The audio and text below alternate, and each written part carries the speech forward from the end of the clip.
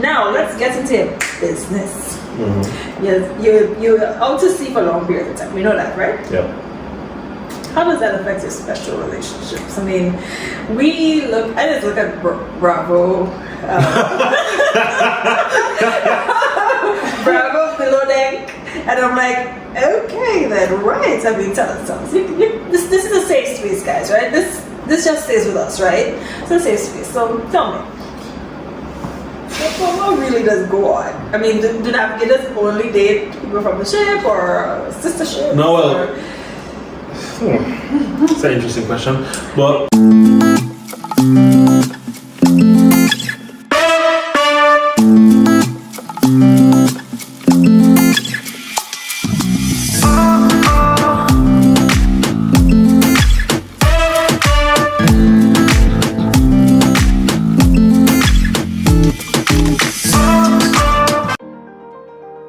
Hey Favors, glad you can make it.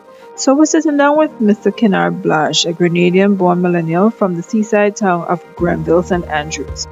Kinnard has always been drawn to the path less traveled, and just about a decade ago when he left college, he decided to make a brave move and pursue a career out at sea. Along the way, he used his ambition, attitude, and sense of adventure to overcome things like nepotism, racism, and classism. He believes that these things would have given him the mental toughness to really help him achieve his goals. Presently, Kinnard is the second officer at the Carnival UK P&O Cruise Cunard Lines. He returned home in June due to the worldwide halt on travel. While here, Kinnard has turned to social media and his sense of adventure to become the nautical wanderer, an influencer who is showcasing the very best of Grenada's sights and also inspiring future seafarers. He's been featured online in a number of travel sites, and he's also part of his company's most recent recruitment campaign. We're going to leave links to all his contacts and all the ways that you can reach him, but let's take in this great interview. Hey Fibers, welcome back to another episode of 5 Years to 40, the podcast and community where we are talking, thinking, and taking tremendous steps throughout our 30s so we can have a fascinating and fabulous life. I'm your host Anisha, and on this platform we like to talk about 4 pillar topics. We talk about health, we talk about relationships, we talk about careers, and we talk about finances. But today we have a very, very special guest who will be able to give us some advice on how we can use ambition and adventure to capture all of these things. And guys, today I'm so excited because on the show we're having a world adventurer, something like that, Mr. Kinnard Blache. Now Kinnard, thank you so much for being on the show. It's a pleasure, man. Okay, awesome. So I'm going to let the audience know about you. I'm going to let them know that through your eyes. So go ahead, you want to tell us a little bit more about yourself? Alright, so my name is Kinnard, as you said. I was born in Grenada, grew up in Grenada, went to school in SAS, and then I went to TAMCC. Afterwards, I immediately got a sponsorship, as we call it, in the shipping industry from a company. I went to school in Trinidad at the University of Trinidad and Tobago at the Maritime campus. Mm-hmm. And then from there I started working on oil tankers, which I did for like 10 years. Mm-hmm. And in 2016 I changed over to cruise ships because I wanted to expand my horizons, no pun intended. And and here I am today. Wow. But yeah, born Grenadian. Well, Kinnard, thanks for letting us know a little bit about yourself. I wanted to have you on the show because looking at your life, and you're on Instagram, and based on conversations we had before, I really think that you use a unique combination of ambition and adventure to just have this amazing life. And this channel is all about fantastic and fabulous life. So I just really wanted you to come on to share how you went through this, or how you were able to achieve it where you are right now. You have a fairly non-traditional job. What inspired you to pursue a career at sea?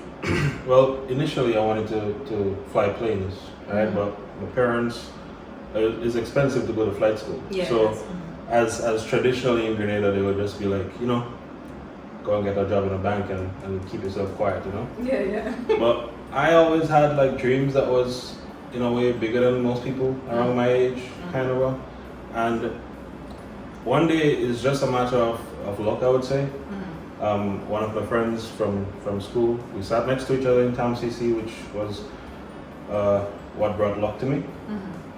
He saw that I was interested in being in the shipping industry, and he just was like, Kinnard, I didn't realize you were interested in this. And I was like, yeah, I am. And he's like, I have a shipping company that I'm speaking to right now, and they'd be interested to send me to school and then work for them afterwards. So I could easily speak to them about you as well. And he did. And the next day I was in a conversation with them, and they were like, okay, you could go on board and have an interview with one of the captains, because at the time their ships used to come to Grand Mall to deliver oil cargo for the refinery. Okay. So they used to come here. So he just was like, all right, you go on board, do an interview with the captain. Just like that. And he was happy. And then about 2 months later, as soon as I finished MCC, they were like, okay, you can go to school in Trinidad. Nice. And that's literally where my journey started there. That sounds like it was predestined. I think so too, actually. It was just so weird how everything happened, because it's like I was sitting in school one day and I saw they were posting up all of the posters for that school, because it was literally brand new. That campus was brand new. Okay. And it was just a matter of like, I saw this one of the photographs with one of the navigating officers on a ship standing in front of a screen looking outside, and I was like, I don't know why, for some reason, like that photograph or that poster just called to me. And is that intuition? And then I don't know, all of a sudden I was just really into it. And then, like I said, here I am. Well, definitely living out your dreams. At least that's what I would think. Yeah, that's what I'm about. I think that's what I'm doing. Okay. Now you've gone ahead. You've spent all these years out at sea. You educated yourself, and you're doing the things that you love doing.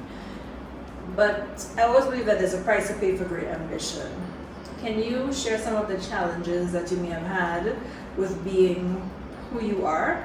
I mean, how did your dreams, pursuing these dreams, impact your relationships, your finances, your health? Well, first of all, being able to see you're exposed to a lot of things that you're not normally exposed to living on an island, especially with the ethnic background that we have in Grenada. It's traditionally African people. And when you go out to sea, you start encountering people, like all of the people that I've sailed with are either from Eastern Europe, like Latvia or Russia or the Ukraine. And then there's the Filipinos, who are traditionally a large group of people on board. And then there's Indians as well. And then here, I was on a ship one time where there was 22 Indians, and then there's me. Oh, jeez. So it's like a real culture shock. So that's one of the things you have to get used to. And when I went, well, before I went out to sea, one of my teachers, who was Jamaican, she was like, guys, there's gonna be some things you're gonna experience at sea. And what she was trying to say was racism, because that's something you can't get away from it. Yeah. Because traditionally, the shipping industry is more like a family business. Okay. So it's like I'm doing it, then my son's doing it, my grandson, it's just like a handed down kind of a thing. Right. So it's like when I show up on a ship, me being a black guy from the Caribbean, they're like, okay, this guy is here to take one of my son's jobs. So they would try to do anything possible to try to get me to change my mind. Right.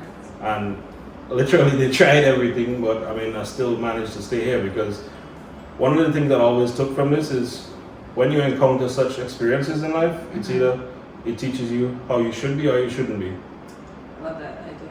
Because I mean, at the end of it, I could have been a nasty person right now and trying to give it back to all the people that I'm sailing with now, and be like, okay, and someone did this to me, so I should be doing it to you. But it's just a matter of, just because you give something, you get something, doesn't mean you have to give it back. So that's one of the things that I always try to impart on the people that I'm training now. Because when I was trying to come up in this industry, people weren't that forthcoming with information to teach me stuff. So a lot of the times, I had to teach myself and go out and do stuff by myself because it is a hands-on job. And a lot of the things I had to learn on my own. That is a really generous way to live, and the truth is it's good for the ship and it's good for life. Like people, I think in any industry, but not to take from what you may have gone through, but I think like in any industry you go, most of us will have careers and find that the persons who are ahead of us sometimes aren't necessarily helpful. Yeah. You know, they may not reach out a hand or be like a coach. So what you're doing is really admirable. If that's the approach you're taking, well done. Thank you. So of all the things that you would have encountered, do you think it was worth it? Well, I would say yes, because in a lot of ways I'm exposed to things that most people my age and older than me have not and will never ever experience. Yes. Because like I said, I get to experience cultures that most people would only look at on television. It's true. I get to travel places for free, which is how I managed to get into posting stuff on Instagram in the first place. Yes. Yeah. And I get to experience things that, like I said, like I could wake up in one country and next 12 hours later I'm in another one. I mean, most people don't get to share those sorts of experiences. No, we don't. Not to toot my horn. That's but, okay. but, you know, it's just some of the things that I've experienced that, like I said, most people my own age are, because I've been doing this since I was 19. Wow. So since 19 I was doing this and I'm now 31. At the time I was the one that was responsible for 8 hours every day. I'm driving a ship with over 1 million barrels worth of crude oil in my control. So it's like, that's a responsibility that a lot of people would never know what it's like to have. Yeah, you could take that. You can have it. No problem. That's fine. We allow you to have that and run with it. So tell me, you talked about being in the furthest corners of the earth, being so far away from home. You know, tell us about the people, the places, what do you do to be grounded? Because you're reaching for these big dreams. You're a baby at 19. That's really young to be out there. So what did you do? Do you have any routines and anything? Alright, so I mean traditionally what I do is like to navigating the ship, it's I only do it 8 hours a day. Usually we have this routine, 4 hours on, 8 hours off. So in my 8 hours off I can do whatever I want. Only thing is on an oil tanker compared to now on a cruise ship, there's only 22 of us compared to on a cruise ship there's over 1,200 crew members on board. Right. So on a cruise ship you have a lot more people you can interact with, speak to. There you have an HR manager. So if for example you have an issue, personal or as the case may be, you have someone you could actually speak to. On a tanker it's just basically you and God. Because I remember in 2012 my uncle passed away and I only found out about it 3 days later because at the time that was when, you know, Wi-Fi and stuff had just become a thing on ships. So I didn't find out until 3 days later, and I found out because my parents managed to send get in contact with the company that I work for, and they managed to, because there's always going to be communication to the ship for commercial reasons, obviously. Right. But if they want to get in touch with us, if we don't have any other means, they will get in touch with us. Okay. Because there's always satellite communication available. It's just a last resort because it's so expensive. A minute on a satellite phone call might be about $10 or something. Okay. So they managed to send get a call to the office. The office basically sent an email to the captain, and he just walked up to the bridge where I was in the middle of the Indian Ocean on the way to Singapore, and he just hands me a letter. When I read it, I saw that my uncle died, and then he just turned left. And it's literally, it's in the shipping industry, it's a real dog-eat-dog world, and it's like you develop a type of it one of two things. It's either it makes you or breaks you, and you develop a type of mental toughness that it's different to any other profession, like close to the military, for example. Crude oil, crude behavior, everything. Yeah, exactly. Literally just like that. Jeez. But again, the difference between having a very long time on board or a very terrible time is the people that you work with. I mean, I think that's the same on land as well. If you have terrible people around you working, an 8 hour day becomes 20 easily. Easily. And the same goes because normally I'd have to spend 3 months on board. Right. So that 3 months can go like that because you have fun people around. And then one crew change where you have a different group of people coming on board, and all of that goes out the window.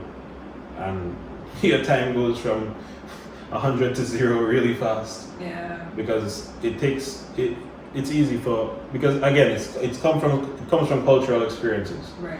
The sort of jokes that I could make with you, I can't make it to someone from the other side of the world. That's true. Because they would just take it like really offensive, and you know. Culture is a hell of a thing. I mean,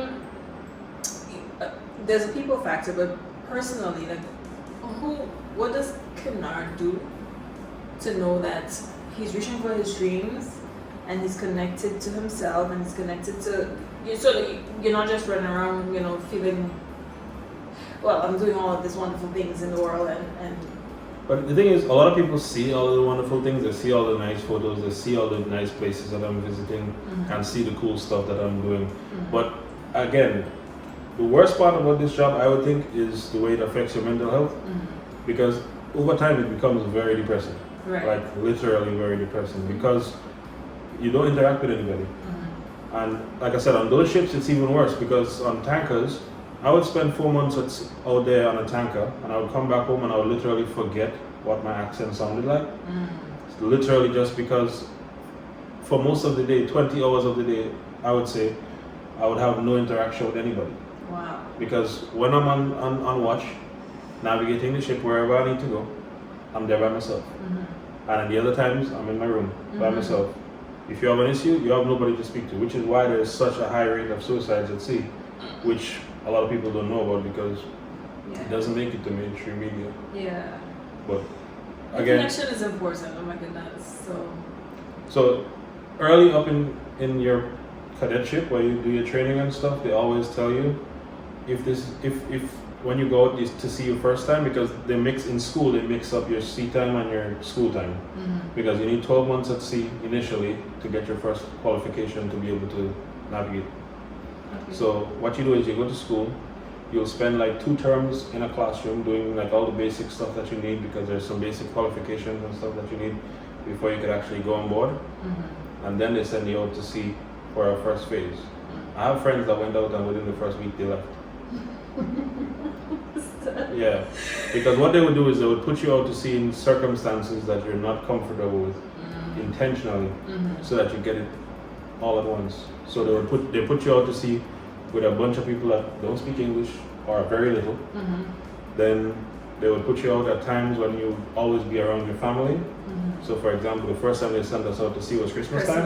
Yeah. Oh my gosh. So that's the sort of way they put you, and it's just a matter of developing your mental toughness, because a lot of people weren't meant for this, and if you're not meant for it, then you shouldn't try.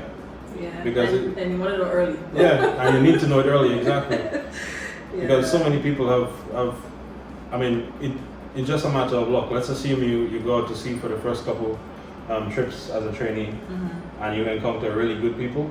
That's all well and good. You qualify, you start working, and then all of a sudden you start meeting some people that are special, and then all of a sudden you realize, wait, maybe this job isn't really for me. Right.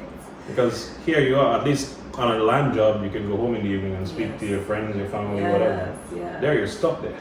You have no other choice. No other way to go. I mean, look, just to share, like, I know that there are times like I would have gone to like a boat ride, a normal boat ride, and there are people on the boat that I don't really want to be around. I'm like, I can't leave. Yeah, exactly. You can't leave the boat ride. You have to stay for the 4 hours and just imagine living, eating, everything with them, socializing. It's another world at sea, and a lot of people don't know what it's like. And when you go there and you actually experience it firsthand, because everybody has the idea like you're going out to sea, you're going to make loads of money, and you're going to see all these nice places, but they don't really know what you have to experience and go through to deal with it. Because like I said, the first thing that hit me initially, the culture part, I could kind of deal with because it's not that bad.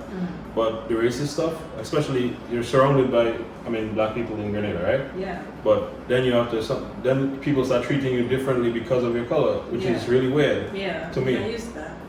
And it's just something you have to use. And over time, you become depressed. You Like right now, if I enter a room filled with people, I would choose to go in a corner by myself because that's just the way I've become institutionalized over a period of time.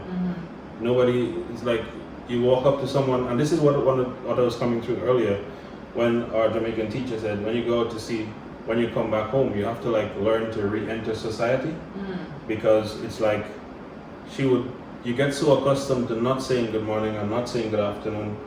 When you come back and people around you are trying to do that to you all the time, it becomes annoying. And then you don't respond. Oh my God. So it becomes kind of weird. Yeah. And then it's like you have to learn to be around people again because you spend 4 months of isolation. It's like literally like prison. Yeah. That's why when people were complaining about the whole quarantine situation with COVID, I was like, really, this isn't that bad. Yeah, that was been a walk in the park for you because you can still at least go to the yard or whatnot, and you're still around people that you know. Yeah, exactly. Which is a major difference. I was like, surround yourself with water, and that's my life. Yeah. Man, that's something else. Okay, obviously, you're a mentally strong person, so we admire that. So I guess we know where the ambition comes from. Let's talk about the adventure. Because we see you out here, you're on the gram, you know, you become a travel blogger, you can see. Guys, you have to check out this channel, and I will leave all the information in the notes and the description of this episode. So please be sure to follow Kinnard Blache. Alright, so you're a travel blogger now, right? And you have some very adventurous content. I like it. What is this? Is this a hobby? Will you be doing it full time? What's going on? What's this pivot? A few months ago, literally I only started I wouldn't say taking it seriously, it's more like starting to post and do more social media stuff a few months ago because initially it was brought to my attention that a lot of people aren't really familiar with this job. And I'm doing it. I'm from the Caribbean, a small island, and as you said earlier, not many people are doing this job. So it was just a matter of trying to inspire people that anybody can do it. Because I still speak to some people and they're like, yo, you drive some big ships. And I was like, yeah, I mean, if I can do it, anybody can. It's not, as we always say at sea, it's not rocket science. So I was trying to post initially just to give a lot of people the chance to see that a small island man like myself, I went to school in SAS, I'm from the country. You're from the country. if I could do this, then why can't you? And then at the same time, a lot of people have this thing about flying airplanes, right? Because I mean, at one point I wanted to fly planes as well. Most people know what it entails more or less to fly a plane, but most people don't have any clue about working on a ship, to drive a ship, to be a navigator. So I wanted to give some insight. That's why sometimes I would post things around the shipping industry to give some insight as to what it entails, as much as I can, given the fact that after some people read a paragraph, then they're like, scrolling. Yeah. So that's why I started posting.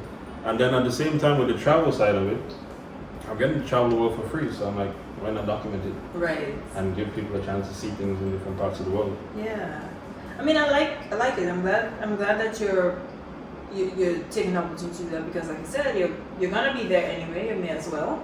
And I do appreciate that you're taking the time to share the information with us and to inspire people. Now, while we're talking about that, like I said, I really appreciate all the positivity you have on your page. But why do you think it's really important to inspire people and encourage them to live this ambitious, adventurous life that you have? Well, growing up in Grenada, people, like I said earlier, it's like, okay, if I didn't do this, most people have the thing is, you get some good grades in school, you end up going to be a teacher or work in a bank, be a lawyer or a doctor. Now those things are fine, are all well and good, but why not try to do something different? Right, something more. You get the chance to see the world, you get the chance to encounter new people, you get the chance to make some good enough money because working at sea does pay, and at the same time you get to save a lot because you can't spend any. So there's no KFC. Exactly. No KFC. Everything is prepared for you. I don't know what is my obsession with KFC. I'm sorry. I should, I don't know why I'm always on that. I mean, there's no place to spend money or buy clothes or whatever. So the thing is, you take the time to do to be inspiring. Like when you guys, when you read his messages, they're all like profound and deep and well thought through. So, I mean, what do you think that comes from? What place? Well, before I started doing all this like social media stuff, I tried to speak to a few influencers. I tried to do some research on my own, and one of the things that I learned from all my reading and stuff and all the research that I've done is that it's not just a pretty picture that captures people. If you really want to capture an audience, you need to write something meaningful that would actually let them be engaged and keep coming back for more. And I was always, again, not to toot my own horn, but I could write a few nice paragraphs if I need to. So, like, some of the captions that I write, minus the quotes, because the quotes I Google a lot of them, but the actual things that I write are words that I put to paper myself. So sometimes I'll take a photograph and it takes me a few days to write what I write before I actually post it up. And it's just a matter of taking the time and effort, which a lot of people in life, it's just you want to achieve something and you think you can easily just get through it so easily. So I would say all you need to do is spend a little bit more time and effort and work on what you're doing. And if you're doing something, let the world just do it properly. You know, I think one of the mantras I have for life is effort versus outcome.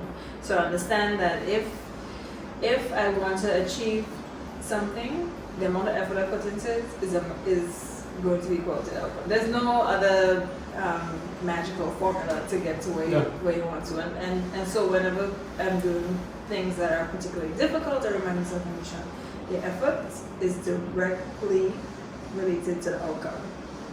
Sometimes you have to pep talk yourself through things. So that's, I guess, in a way, that's what you're saying.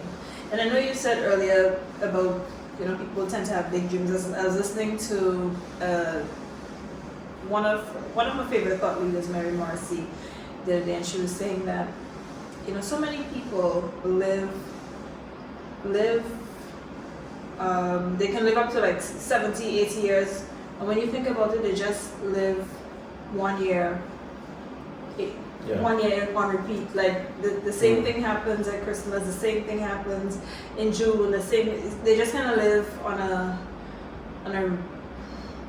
rotation. Just everything, even if it involves different people and even if they move to a different place, they do the same thing, same behaviors, and so they have the same results. Yeah, they're alive, not living. They're alive but not living, and that is why this channel is so important, because I recognize as we're getting older, it's easy to kind of fall into that kind of, well, I did this year, I'm gonna just go ahead and do this next year. I'm gonna buy a house. I'm gonna settle down. I'm gonna just keep on a little wheel, just going around, and that's why we share the information that we share.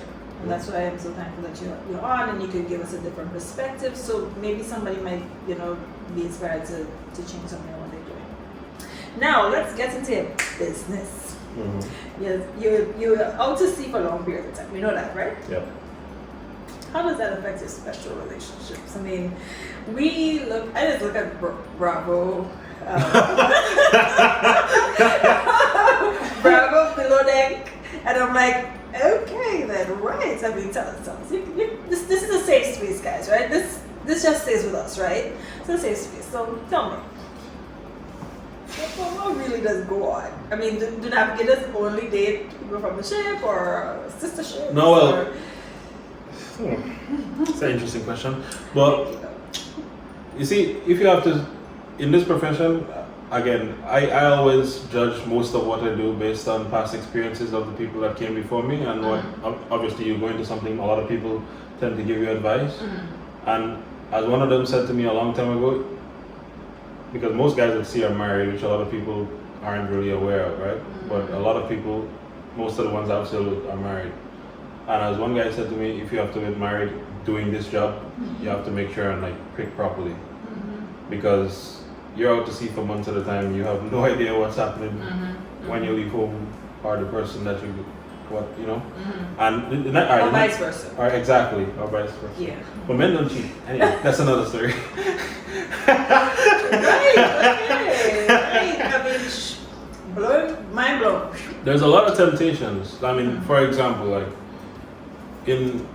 on my second ship as a cadet, as a trainee, it was a 43-day voyage. We sailed from Houston, Texas to Thailand. That was 43 days at sea non-stop. We got there, and again, these are all new experiences for me because I've never been to Thailand before. I've never done any of those things, right? And I get there, and then we drop anchor. We anchor the ship, and we have to wait because some countries are like that. You have to wait, like how you see some ships outside in St. George's outside. It's literally what they're doing there is waiting for clearance to get customs clearance to come into the port. Okay. So we got there, we dropped anchor waiting for clearance, and then we heard one of the guys on the radio call inside and say, there's people coming on the ship. And I'm like, huh? And literally what we didn't realize is that in Thailand, before you get clearance, you have to allow the prostitutes to come onto the ship. Jesus. And if you don't let them on, they don't play you. Oh my God. So there was a canoe with a bunch of girls, and they were climbing up the anchor chain to come onto the ship, which was, for me, I was like mind blown at that. I was like, is this happening? Yes. Well, that's And then literally special parents over there. for the time period that you're there, you literally have a wife. Just to throw it out there, I didn't participate in any of that, just to let you know. But you literally have a wife for 3 or 4 days, cooking, cleaning, everything for you. Wow. And yeah, it's. And then you have to. Okay. All right. That's interesting. Okay. So another quick question. Thailand. That's your favorite location? Nah, Singapore. Singapore. Okay. It's along the same kind of theme though, but Right. it's not. That's not the reason I like it. Just ask it. Southeast Asia is just special. Okay. Yeah. Well, Kinnard, listen, now that we're all fired up about achieving our dreams and you gave us all this information, just want 3 last things. Can you just share with the millennials on this channel, on my fibers, how they can stay ambitious and adventurous while pursuing a fascinating and fabulous life? Well, for one, I think you should try to do something different. Just because everybody else is becoming, I mean, again, I want to really say this. I have no issues with those professions, but just because everybody else is becoming lawyers and doctors doesn't mean you have to as well. You could pick something. I mean, when I chose this job as well, in addition to being kind of like called to it, I also did some research and realized that the world was in need of people at sea, and there was like lacking at the time seafarers. Right. So that's one of the reasons that propelled me to pick this, because like certainly I'll be with work for a very long time. I don't want to be doing something and then there's a glut on the market, so to speak, Right. and I wouldn't be able to find employment. So that's one thing. Try to do something different. At the same time, try to do something. I mean, as we were saying earlier, instead of just being alive, try to live. Yeah. And one of the ways you can do this is to try and do something impactful. Absolutely, I agree. So, I mean, one of the things that I wanted to do a little later on, if this COVID thing didn't happen, I was planning to. There's two ships I was going to volunteer on, but it's going to take some doing because it's something that you have to, basically like you have to sponsor yourself. It's not like I'm not going there to get paid. I'm just going there to do volunteer work. So I'm doing this, I'll be doing the same job, it's just I wouldn't be paid to do it, and it's because those ships are volunteer ships. One is the Africa Mercy, which operates hospital ships on the East Coast, well, around the continent of Africa. Okay. So to get from one place to the next, they need people. All of the people on board are volunteers, but you have to pay for your flights to get there, pay for your food, pay for everything. And I wanted to volunteer on that ship for a while. And the other one is probably, you know it, the Logos that comes here. Yes, the Logos, yeah. Because I had friends on both of those ships already that went to school with me, so Okay. it's just something that we always wanted to do, try and do something To give back. Yeah. I endorse this message. I'm just saying that I think if we could achieve the entire world, if we're not able to see that service that we should be giving back to others, then we haven't gotten anywhere. It's really important to be able to give I mean, back. yeah, we have to make money, but at the same time, how much of it are we going to go with? So there's a lot of people who, and that's one of the things that I was in a way blessed with, I would say, or cursed with, I don't know. because I've been to so many places, I've gotten a chance to see a lot of the suffering that people, children who have, they didn't have a choice in the matter. They were just born into poverty. And it's like, it's heartbreaking to see them, and you can't help but want to help them. And that's one of the reasons why, like I said, if this whole COVID thing didn't happen, I would have more than likely be on one of those mercy ships right now to spend my entire vacation there, but it happened that way. And the last thing I would say is try and pick something that you can have as much fun as possible while you're doing it, because nobody wants somebody around that it's like you're always complaining and moaning. One of the things that annoys me the most is people that complain a lot about their job. It's like, then why did you pick this? Just do something else. Listen, we're not out here sailing around the world. Yeah, no, I'm just saying, guys. That's true. That is true. I mean, every job has its ups and downs. Oh my gosh. Every job has its ups and downs, but I mean, some people just take it to a whole new level. It like drains his soul when you're around someone that just can't stop complaining and you're like, everything. Oh my god. I get it and I understand. I mean, sometimes it's a lot when you have somebody who is always talking about the negative in everything. I mean, we're alive, we're here, we're coming to work, and I think all of these 3 tips are super useful. Thank you. No worries. So Kinnard, this is where we wrap up. Is there anything else you want to tell people about your channel, about what you plan to do? Like, what's next for this travel blogging adventure, video making thing that you're doing? The whole thing that I'm trying to do right now is just as much for now, it's just a matter of posting as much stuff about Grenada as possible because, well, I can't go anywhere else. The airport's closed. So for now, I can only publish what I have or what I do and try to show people in the outside world as much of Grenada as possible. And whenever the chance comes that I can leave and I can travel here, there, or wherever, then I'll start doing more stuff. But for now, it's kind of limited, sad to say, but I can only do what I have for now, which is a lot actually, because a lot of people haven't realized how many things you can do on the island. Because there's so many things, and we're blessed in a way because a lot of countries you go to, everybody's complaining that they're under quarantine or they're on lockdown and they can't do anything, they can't go anywhere. And here I'm living a free life. I can go anywhere I want. I can do all of these fantastic things. If you see all these tours that we've been going on, and so the buggy one, it sounds very nice. The video, everything, nice. So it's like me and some friends get together and just do some stuff together, which, given our climate, we can do whatever we want. And I'm just trying to show people what we can do, given the limited resources that we have. Well, we appreciate that. You over here, Grenada dreaming. I think that's a hashtag that the tourism industry started. So big up to the tourism, the National Tourism Authority, whatever the name is. I'm sorry guys if I butchered it, but props on you guys for starting that. I think a lot of locals have been using the opportunity to travel around the island and fall in love with this island all over again. Kinnard, I have to tell you, thanks again for coming on the channel. You've shared a lot of information, and I'm sure you've inspired the fibers that follow. And guys, if you want to follow Kinnard again, I'm going to leave his information, and that's about it. Of course, if you have any feedback from this, or if you have another angle you want him to come on and talk about, be sure to leave that in the comments, and continue doing the most. Take good care. Bye. I cut.